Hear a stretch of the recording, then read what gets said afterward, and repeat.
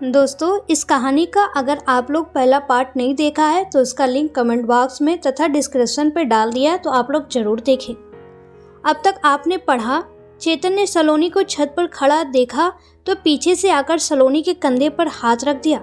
सलोनी ने चेतन का हाथ झटके से अपने कंधों से हटाया और जैसे ही चेतन की तरफ पलटी, चेतन अपने सामने का नज़ारा देखकर बहुत बुरी तरह डर गया और डर की वजह से चेतन की चीख निकल गई। अब आगे उसके कदम लड़खड़ा गए और वहीं गिर पड़ा। चेतन इतनी तेज चीखा था कि उसकी आवाज़ नीचे तक चली गई और सभी लोग उसकी आवाज़ सुनकर उड़ गए। क्योंकि किशोर जी जगे हुए थे तो वो जल्दी ऊपर आए और ऊपर का नज़ारा देखकर किशोर जी के कदम भी लड़खड़ा गए। किशोर जी ने किसी तरह अपने आप को संभाला और वहीं दीवार को पकड़कर खड़े हुए और दीवार से सटकर एकदम स्टैचू की तरह हो गए। चेतन अभी भी जमीन पर ही गिरा हुआ था। बाकी सब लोग जैसे ही ऊपर आए, सलोनी की हालत को देखकर छवि, अनीता जी और बाकी के रिश्तेदारों की चीख निकल गई। छवि इतना डर गई कि उसने अपने चेहरे को अपने हाथों से ढक लिया और बुरी तरह चीखे जा रही थी। अनीता जी में भी इतनी हिम्मत नहीं थी कि वो छवि को चुप करा सके। उन्होंने बस छवि को पीछे कर दिया और जल्दी से जाकर चेतन को उठाया। चेतन ने किसी तरह अपने आप को संभाला और खड़ा हुआ। सलोनी सबकी तरफ देखकर बस मुस्कुराए जा रही थी। चेतन डरते हुए सलोनी से बोला, सलोनी, ये क्या कर रही हो तुम? और तुम्हें हुआ क्या है? क्या भेष बना रखा है तुमने अपना? तुम जरूर मेरे साथ मजाक कर रही हो ना? और ये तुम्हारा पूरा चेहरा लाल लाल क्यों हो रखा है?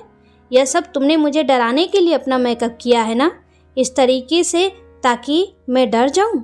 सलोनी का पूरा चेहरा लाल लाल हो रहा था, जैसे मानो किसी ने कोई रंग लगा दिया हो, एकदम गीला गीला सा। और सलोनी अपने दोनों हाथ कमर के पीछे रख कर खड़ी थी। सलोनी के बाल खुले हुए। तभी सलोनी ने अपना एक हाथ आगे किशोर जी की तरफ दांतों को कटकटाते हुए बोली, ए बुढ़ऊ, ये तेरी ही बीड़ी है ना? बहुत देर से ढूंढ रहा था बेचारे अपनी बीड़ी को, पर मिली ही नहीं। सलोनी के हाथ में जली हुई बीड़ी थी और अपने मुंह में लगाकर बीड़ी पीने लगी।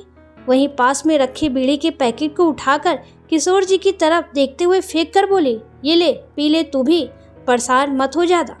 सलोनी के मुंह से ऐसी बातें सुनकर अनीता जी गुस्से में बोली, सलोनी, ये क्या तरीका है यह अपने ससुर जी से ऐसे बात करने का? और यह क्या बदतमीजी है?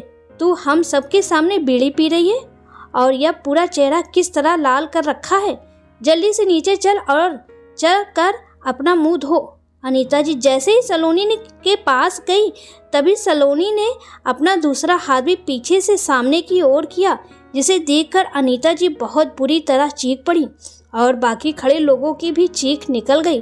और अनीता जी जाकर चेतन के गले लग गई और रोते हुए कहने लगी, चेतन बेटा, ये क्या हो रहा है?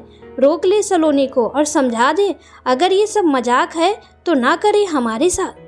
सलोनी के दूसरे हाथ में वही बिल्ली थी जिसे छवि ने देखा था शीशे में जब सलोनी उस बिल्ली को चाट रही थी। वो बिल्ली मर चुकी थी। सलोनी के हाथों में उसकी गर्दन थी। उसका सिर्फ आधा ही हिस्सा बचा था, जिसे सलोनी उसके पेट तक खा चुकी थी और उसका मुंह पूरा उसी के खून में, बिल्ली के खून में लाल था। सलोनी फिर से उस आधी बिल्ली को अपने मुंह से काट कर खाने लगी। उसके मुंह से खून टपक रहा था। उसके हाथ और कपड़े पूरे खून में सने हुए थे। सलोनी को इस तरह बिल्ली खाते देख वहाँ चीखों का कोहराम मच गया। सबके चेहरे पर डर का खौफ साफ साफ नजर आ रहा था, पर किसी की इतनी हिम्मत नहीं थी कि सलोनी से कुछ कह सके। तभी सलोनी अनीता जी की तरफ देखते हुए बोली, खाएगी क्या बुढ़िया? बोल, चाहिए तुझे भी? खाएगी? तू बहुत कह रही थी ना कि ज्यादा मत खा लेना, ज्यादा मत खा लेना, पेट खराब हो जाएगा। अब चुपचाप से नीचे जा, अपने पति और जितने लोग यहाँ खड़े हैं पूरी बारात को लेकर जा यहाँ से, और खबरदार किसी ने मेरे पास आने की कोशिश की तो याद रखना, फिर बिल्ली की जगह उसी की खोपड़ी होगी। इतना कहकर सलोनी फिर से बीड़ी पीने लगी। वहाँ खड़े लोग डर की वजह से रो रहे थे। चेतन ने हिम्मत करके सबसे कहा, तुम लोग नीचे जाओ। और अनीता जी ने भी बोला, माँ आप डरो मत, नीचे जाओ, कुछ नहीं होगा। शायद सलोनी की तबीयत ठीक नहीं है। लेकिन अनीता जी इतनी डरी हुई थी कि चेतन को छोड़ नहीं पा रही थी। चेतन सलोनी की तरफ हाथ जोड़कर बोला, प्लीज ये सब बंद करो, सब लोग कितना डरे हुए हैं। अगर मुझसे कोई गलती हुई है तो मुझे माफ कर दो। तुम जैसा कहोगी मैं वैसा ही करूँगा, प्लीज़ माफ़ कर दो मुझे और ऐसा मत करो।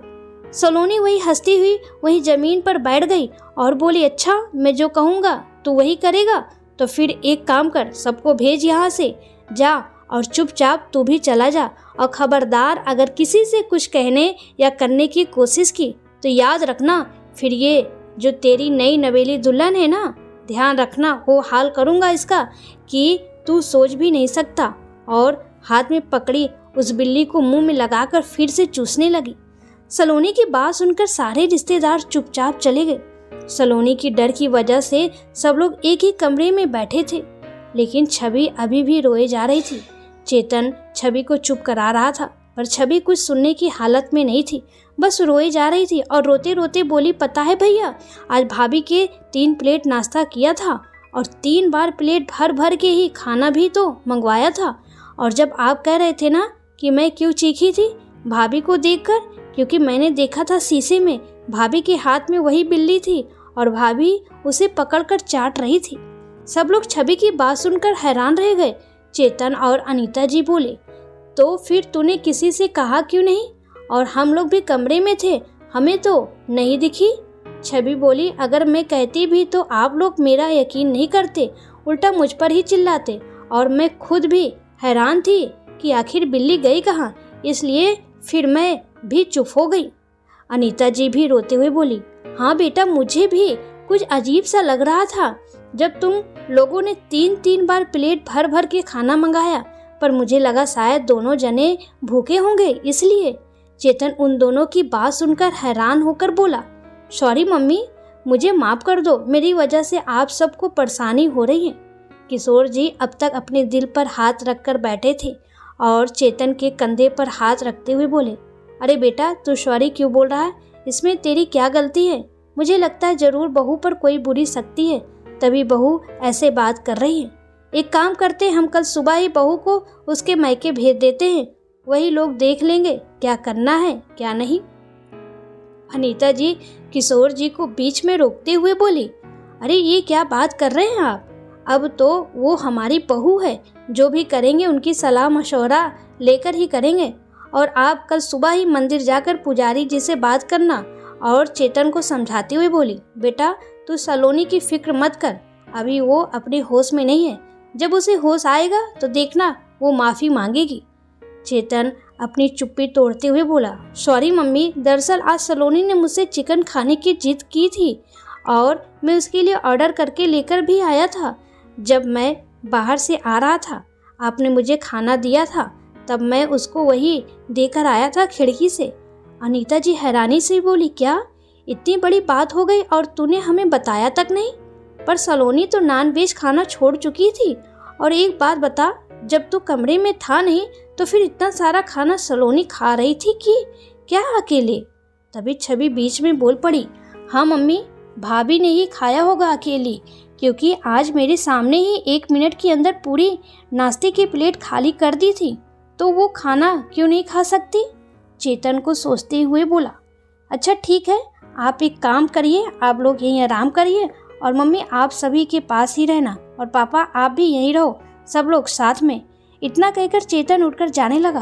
तभी किशोर जी बोले, बेटा तू कहाँ जा रहा है?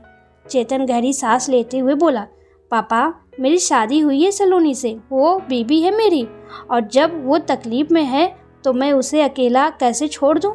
अनीता जी जल्दी से उठकर चेतन का हाथ पकड़कर बोली, नहीं बेटा, तू नहीं जाएगा उसके पास, तुझे पता है ना बहू ने क्या कहा, और तूने देखा ना वो कैसे उस बिल्ली को खा रही थी। हे राम!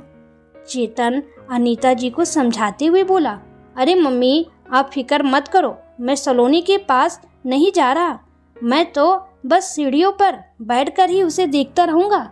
मैं उसे देख लूँगा पर वो मुझे नहीं देख पाएगी, और आप सब लोग मेरी फिक्र मत करो, अगर कुछ हुआ तो मैं आपको बता दूंगा। तभी किशोर जी मंदिर से एक ताबीज लेकर आए और चेतन के गले में डालते हुए बोले, इसे अपने पास रखना बेटा, ये पुजारी जी से मैंने बनवाया था बहू के लिए, बहू को किसी की नज़र न लगे, पर अब शायद तुझे इसकी ज़रूरत है। चेतन को ताबीज पहनकर सीढ़ियों पर जाकर बैठ गया। वहां जाकर उसने देखा सलोनी न जाने कैसी कैसी हरकतें किए जा रही थी। सलोनी की हालत देखकर चेतन की आंखों में आंसू आ गए और वहीं बैठकर रोने लगा। चेतन ने देखा सलोनी आधी बिल्ली को हाथ में पकड़कर जोर जोर से घुमाए जा रही थी, फिर एकदम से उसे रोकती और फिर से थोड़ा सा खाती और अपना सर नीचे झुकाकर अपना दूसरा हाथ जमीन पर घिसती रहती, फिर अपना चेहरा ऊपर उठाकर उसे अपने हाथ से पोंछ लेती। उसका पूरा चेहरा खून से लथपथ था। तभी सलोनी एकदम से हंस पड़ी और बोली, वाह वाह वाह, आज तो मज़ा आ गया। अब मैं देखती हूँ ये लोग कौन सी चालाकी दिखाते हैं। अगर किसी ने जरा सी भी चालाकी दिखाई तो एक एक को मार के उसकी हड्डियाँ चबा जाऊंगी। और अचानक से सलोनी की आंखें गुस्से से लाल हो गई। चेतन दूर से यह भयानक दृश्य को अपनी आंखों से देख रहा था। फिर सलोनी वहीं जमीन पर लेटकर सो गई। चेतन बहुत देर तक बैठे बैठे देखता रहा। जब उसे यकीन हो गया कि सलोनी अब सो चुकी है तो किसी तरह हिम्मत करके सलोनी के पास उठकर आया। उसने सलोनी को देखा तो उसको देखकर लग ही नहीं रहा था कि ये वही सलोनी होगी जो अभी इतनी डरावनी हो रही थी। चेतन जल्दी से नीचे आया और कमरे से चादर लेकर छत पर गया और उसने किसी तरह हिम्मत करके आधी बिल्ली को सलोनी के पेट से हटाकर फेंक दिया और सलोनी को चादर उड़ाकर खुद वही सीढ़ियों पर आकर बैठ गया। और बैठे बैठे कब चेतन की आग लग गई उसे पता ही नहीं चला। बाकी के लोग भी रात भर ढंग से सो नहीं पाए थे। अनीता जी और किशोर जी किसी तरह हिम्मत करके छत पर आए। अनीता जी ने चेतन को उठाया। चेतन एकदम से उठा और अनीता जी और किशोर जी को सामने देखकर बोला, पापा मम्मी आप लोग यहाँ? अनीता जी चेतन के बालों पर हाथ फेरते हुए बोली, तू रात भर ऐसे ही सोता रहा बेटा, कमर दर्द कर रही होगी ना, जाकर अपने कमरे में आराम कर ले। और बहू कैसी है आप? चेतन अपना हाथ सलोनी की तरफ करते हुए बोला, सो रही है मम्मी, रात भर न जाने इसने कैसी कैसी हरकत की है कि मैं आपको बता भी नहीं सकता। लग ही नहीं रहा था ये मेरी ही सलोनी है। तब तो होश में तो नहीं थी और फिर ऐसे ही सो गई। मैंने चादर लाकर उड़ा दी थी और देखिए अब तक सोई हुई है। किशोर जी बोले, अरे बेटा बहू जमीन पर सोई है, उसे उठा दे, उसके भी कमर में दर्द हो गया होगा, और उसे बोल दे जाकर अपने कमरे में आराम करे। अनीता जी डरते हुए बोली, बेटा जो भी कहे आराम से कहना, क्या पता बहू अभी भी अपने होश में ना हो।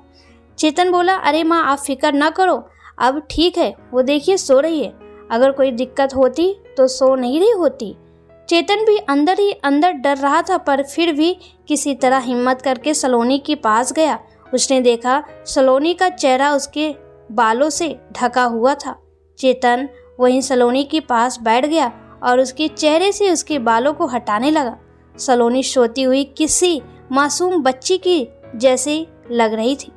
चेतन ने प्यार से सलोनी के बालों पर हाथ फेरा और बोला, सलोनी उठ जाओ, देखो सुबह हो गई है और फटाफट से तैयार हो जाओ, आज तो हमें जाना है ना पगफेरे की रस्म के लिए। तुम्हारे घर में सब तुम्हारा इंतजार कर रहे होंगे। चेतन के स्पर्श से सलोनी की आँख खुली। चेतन को अपने सामने देख सलोनी मुस्कुराते उठकर बैठ गई। जैसे ही उसने अनीता जी और किशोर जी को सामने देखा, जल्दी से खड़ी होकर अपने सिर पर साड़ी का पल्लू रखते हुए बोली, अरे मम्मी जी, पापा जी आप लोग। और फिर अपनी नज़र चारों तरफ बढ़ाते हुए बोली, आप सब लोग छत पर सुबह सुबह, और मैं छत पर सो रही थी, मुझे पता ही नहीं चला मैं कब आई। और चेतन कल रात मैंने आपका बहुत इंतज़ार किया, मैं सोच रही थी छत पर घूम कर आऊँ, मैं कब आ गई पता ही नहीं लगा। बातों ही बातों में जैसे ही सलोनी की नज़र उसके हाथों की तरफ गई, सलोनी अपने हाथों को देखकर बहुत बुरी तरह चीख पड़ी। सलोनी की चीख सुनकर कुछ बचे हुए रिश्तेदार और छवि नीचे थे, जल्दी से उठकर छत पर आ गए। दोस्तों आगे की कहानी हमारे नेक्स्ट पार्ट में जरूर देखिएगा।